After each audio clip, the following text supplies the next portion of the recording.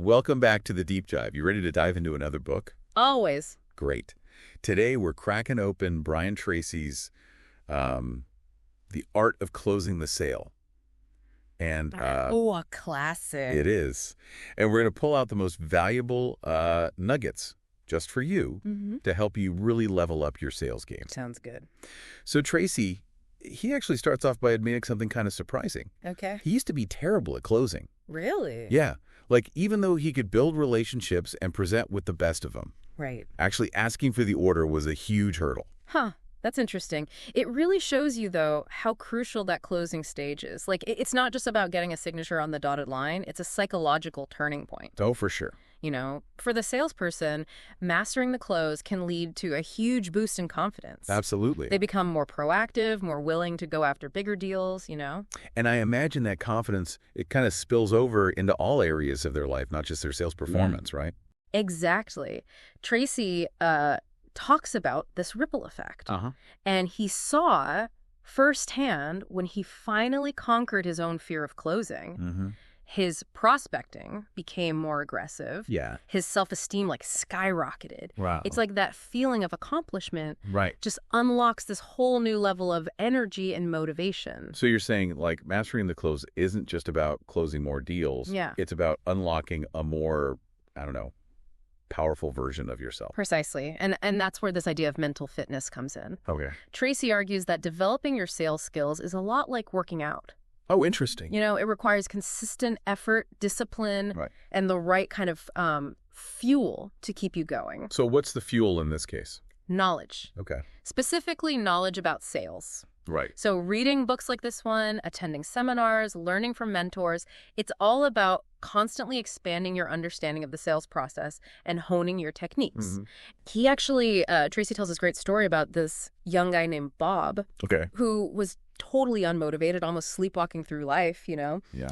But Tracy, he got him hooked on reading sales books, and it completely transformed him. Wait, so reading sales books transformed his entire life, not just his sales skills. Yes. It's really a testament to the power of knowledge, you know? Yeah. This wasn't just about, learning closing techniques. It was about developing a new mindset, a new way of approaching challenges and seeing opportunities. Right. Bob went from being a kind of passive observer to a top performer, like smashing sales records, earning more money than he ever thought possible. Wow. All because he started feeding his mind with the right information. That's inspiring, man. So you're saying if reading could transform someone like Bob, imagine what it could do for us, right? Exactly. It's about recognizing that learning is a continuous process. Yeah. The best salespeople are constantly seeking out new knowledge and refining their skills. So before we even get into specific closing techniques, we need to have the right foundation, right? Mental fitness, I guess you could say. Yeah, and that includes choosing the right product to sell. Right. Tracy stresses this isn't just about finding something that's popular or profitable.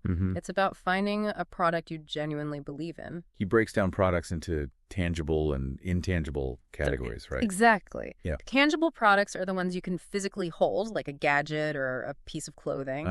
Intangible products are more concept-driven, like insurance or financial services, or even like, the information and insights we're sharing right now. I was going to say, that's us.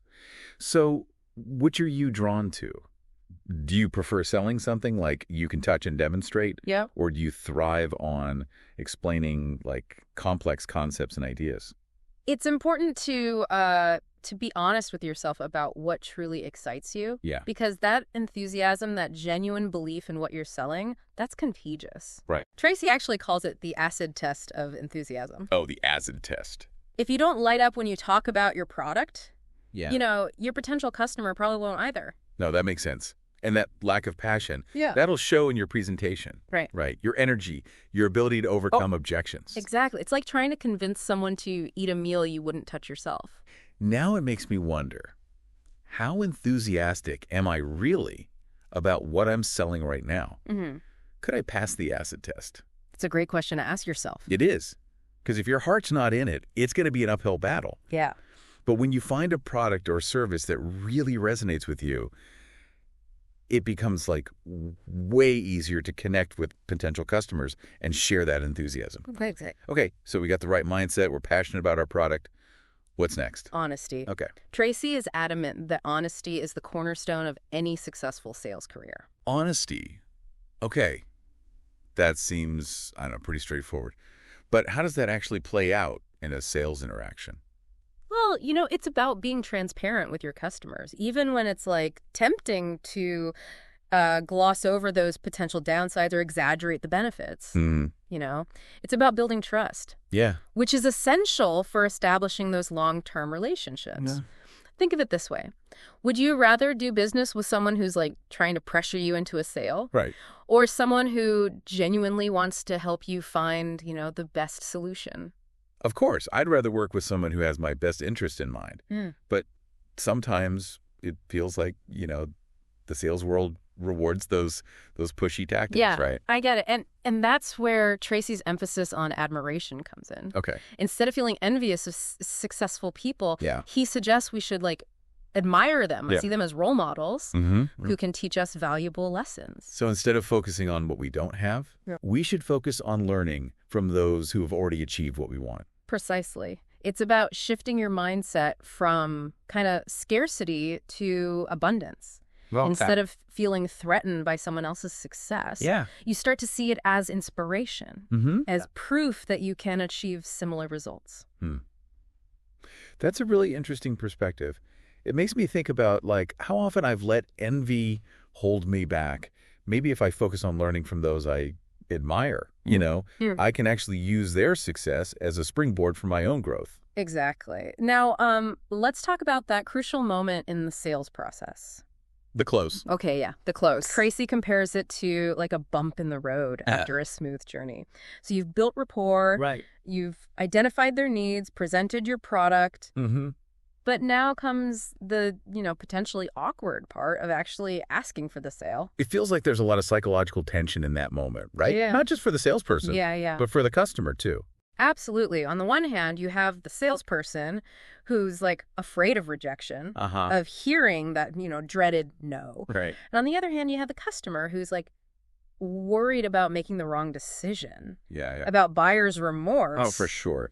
Plus, there's just that natural human inertia. Right. The tendency to stick with what's familiar rather than trying something new. So how do you navigate that tension and make the closing process as smooth as possible?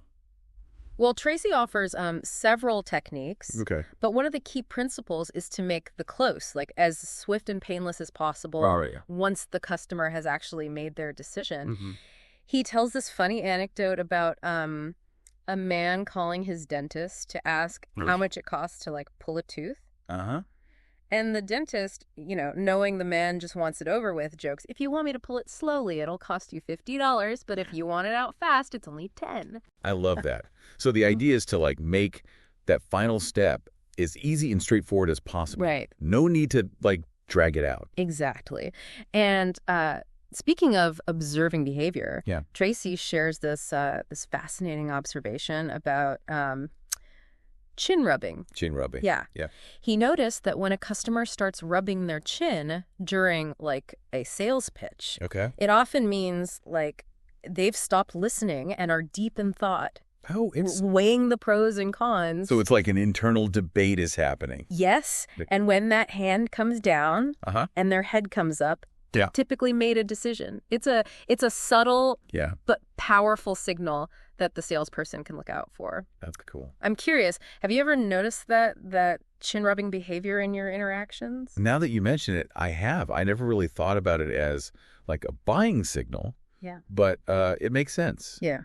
Okay, so let's say we've gotten to the closing stage, but we encounter some objections. Right. How do we handle those effectively? Well, Tracy suggests having a collection of what he calls sweetheart letters on hand. Sweetheart letters. Yeah, these are testimonials from satisfied customers that address, common concerns or objections. So it's like having, social proof ready to go. Exactly. It's much more convincing to hear about the benefits of a product or service from someone who's actually experienced it firsthand. Yeah. It adds a layer of credibility Right. and can really help overcome that skepticism. That's a great idea, especially in today's world where people are bombarded with marketing messages, right? Having those authentic voices that can really cut through the noise. Absolutely. And speaking of overcoming objections, Yeah. Tracy shares this amazing story about how he ended up buying $1 million life insurance policy. Whoa, $1 million policy. Yeah. Even though he initially thought, like, he couldn't afford it. Okay, so how'd that happen? Well, the salesman, he skillfully reframed Tracy's objection. Okay. Instead of focusing on the lump sum, Yeah. he broke it down into, like, manageable monthly payments. And suddenly, it didn't seem so daunting. So it was all about changing the perspective. Exactly. And that's the power of reframing. Instead of getting, stuck in a negative thought pattern. Yeah. You find a way to shift the focus and present the information in a way that that resonates with the customer. It's like finding a different angle to view the problem from. Yeah. And suddenly the solution becomes clear. Now, of course, no conversation about closing sales would be complete without discussing specific closing techniques. Right. It's the techniques. Trace provides a whole arsenal of approaches, Right. each designed to, nudge the prospect toward that yes. And I know you said we wouldn't get bogged down in every detail. Right. But are there any techniques that stand out to you as, I don't know, particularly effective or interesting? One that's always intrigued me is the Ben Franklin close, Okay. which is all about appealing to the prospect's logical side. Okay, tell me more. How does that work? So imagine you're sitting down with a potential customer Okay. and you literally take out a sheet of paper, Okay. draw a line down the middle. Mm-hmm. On one side, you write pros. On the other side, cons. Okay. Then together, you start listing out the, benefits and drawbacks of your product or service. So it's like almost a collaborative decision-making process. Exactly. And as you, walk through the benefits, Yeah. you're subtly guiding the prospect towards recognizing the value of your offer. Mm-hmm. Tracy tells a story about a real estate agent Yep. who closed a huge deal using this technique. Wow. The client, a seasoned VP, Mm-hmm. was impressed by the structured approach and couldn't deny the, overwhelming evidence in favor of the deal. That's a great example of how appealing to logic and reason can be, I don't know, incredibly persuasive. Yeah. What about techniques that are more emotion-driven?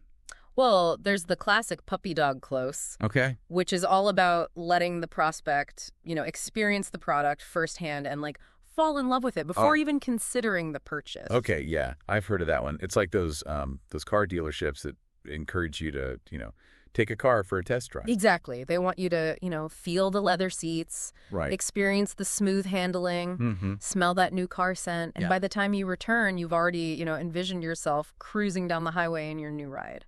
It's like they're creating an emotional connection before you even have time to think about the practicalities. And it works. Tracy even shares how Canon photocopiers successfully use this technique to dominate the U.S. market. Oh, really? Yeah.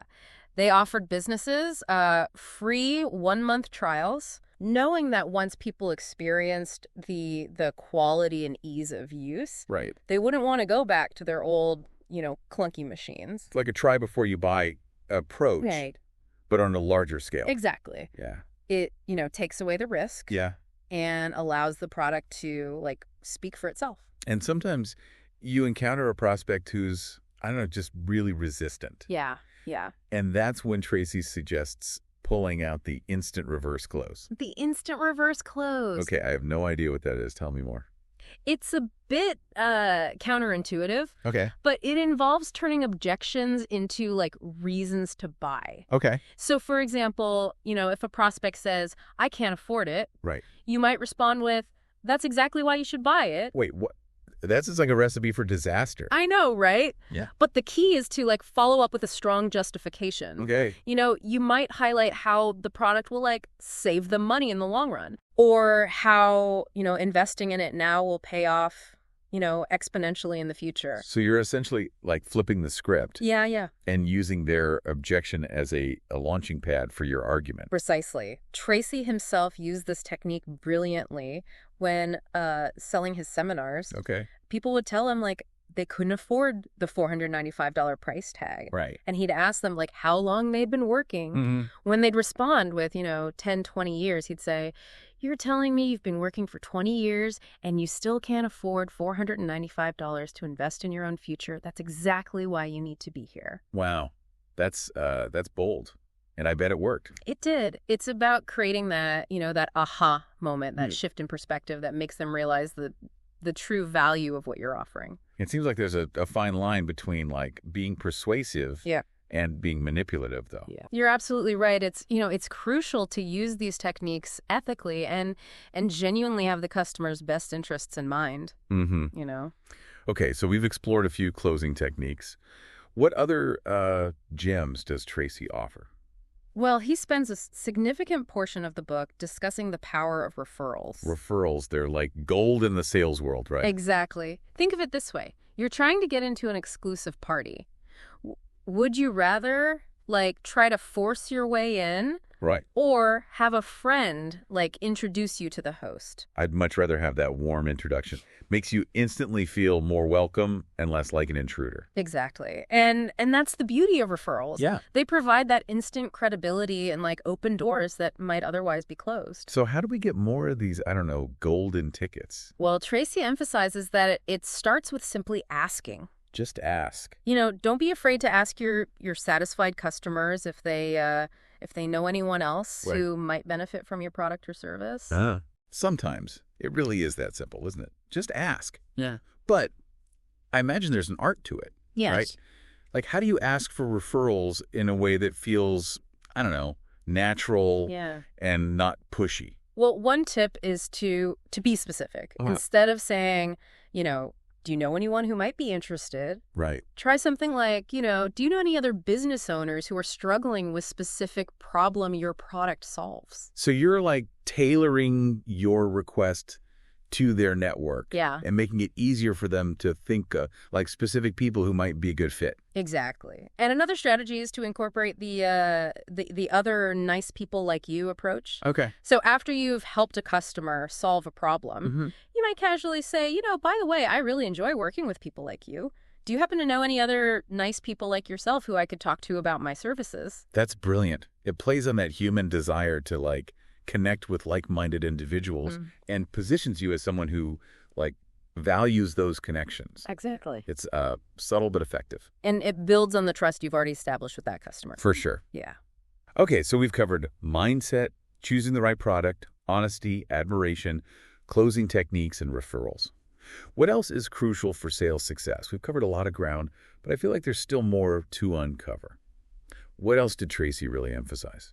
Well, he spends a lot of time on the importance of productivity, especially time management for salespeople. Okay, time management. Isn't that just common sense for any profession? Well, yeah, it is. But Tracy, he takes it a step further, Okay. He argues that for salespeople, time management isn't just one important factor. It's the central force around which everything else revolves. So it's not just a planet. It's like the sun. Exactly. Every other aspect of their success, from prospecting to closing deals, it all depends on how effectively they manage their time. Okay. I'm starting to see why he puts such a big emphasis on it.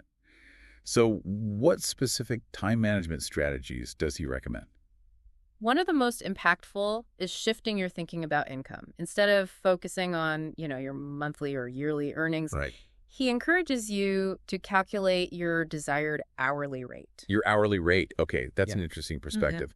So how does focusing on your hourly rate actually improve your time management? Well, it forces you to assign a concrete value to your time. So ask yourself, what do I want to earn for every hour I invest in work? Yeah. Once you have that number in mind, Right. every activity you engage in needs to justify that hourly rate. Oh, I see. It makes you really evaluate how you're spending your time. Yeah. Suddenly those, seemingly harmless time wasters start to feel a lot more expensive. Yeah, for sure. So you could literally give yourself a raise just by optimizing your time. Exactly. And it's not just about cutting out the obvious time wasters, It's about being strategic and focusing on high-value activities that directly contribute to your sales goals. So things like prospecting, building relationships, and of course, closing deals. Precisely. And minimizing time spent on tasks that can be, delegated or streamlined. It makes me wonder, what are some of the biggest time wasters that salespeople often fall into? Well, Tracy highlights several common traps, Okay. including procrastination, Right. incomplete calls, Yeah. unconfirmed appointments, poor planning. He even criticizes, that tendency to work on low priority tasks just to feel busy. Right, right. So it's about being intentional with your time and making sure every action aligns with your overall goals. Exactly. And he emphasizes the importance of, ongoing learning as a key aspect of productivity. I can see how that ties in. The more knowledge and skills you acquire, the more efficient and effective you become. Yeah. Right. Precisely. Like attending seminars, listening to audiobooks during your commute, reading industry publications. Yeah. It's all about continuously feeding your mind with new ideas and strategies. It's like investing in your own professional development. Right. Which ultimately pays dividends in your sales performance. Exactly. Now, before we wrap up this deep dive into the art of closing, there's one final point that Tracy emphasizes. Sales is a numbers game. Meaning, the more you put yourself out there, the more likely you are to succeed. Precisely. You have to make the calls, face those rejections, and just keep pushing forward. Right. He even advocates for a 100 call method to overcome that, fear of rejection and build momentum. So it's about consistency and persistence, not letting those setbacks, discourage you. Exactly. Every no gets you closer to a yes. And every interaction, regardless of the outcome, it provides valuable experience and learning opportunities. Like they say, you miss 100% of the shots you don't take. Exactly. So as we wrap up our exploration of the art of closing the sale, what are some key takeaways that our listeners should remember? Well, I think first and foremost, mastering the psychology of closing is crucial. Absolutely. Understanding the emotions involved, both for yourself and the customer, Yes, can make all the difference in navigating that final stage of the sales process. And remember, it's not just about, memorizing a bunch of techniques. It's about finding what works for you, honing your skills, and always striving to improve. Right. And building a robust toolbox of closing techniques from the, logical Ben Franklin close to the more emotion-driven puppy dog close can really equip you for a variety of sales scenarios. Yeah. And don't underestimate the power of referrals. Right. Those warm introductions can open doors and build trust in ways that, cold calling simply can't. And finally, remember that productivity, particularly effective time management, is the sun around which your sales success revolves. That's right. Tracy's message is ultimately one of empowerment. He emphasizes that anyone can learn the skills and develop the mindset, needed to achieve their sales goals. It's about taking control of your sales journey and realizing that you have the power to shape your own success. Now, as we leave you with this wealth of knowledge, I want to pose a final thought-provoking question. Tracy focuses extensively on the salesperson's mindset. But what about the customer's mindset? What unconscious biases or psychological factors might be influencing their buying decisions that we haven't even considered? That's a fascinating question that deserves further exploration. It does. Perhaps there are hidden layers of motivation and decision making that we can uncover to, deepen our understanding of the sales process even further. So listeners, we encourage you to continue exploring these ideas, perhaps by revisiting Tracy's book or, delving into the world of consumer psychology. And most importantly, don't be afraid to experiment, try new techniques, and continuously refine your approach. The world of sales is constantly evolving, and the most successful salespeople are those who are adaptable, persistent, and always eager to learn. So go out there and crush those sales goals. We believe in you.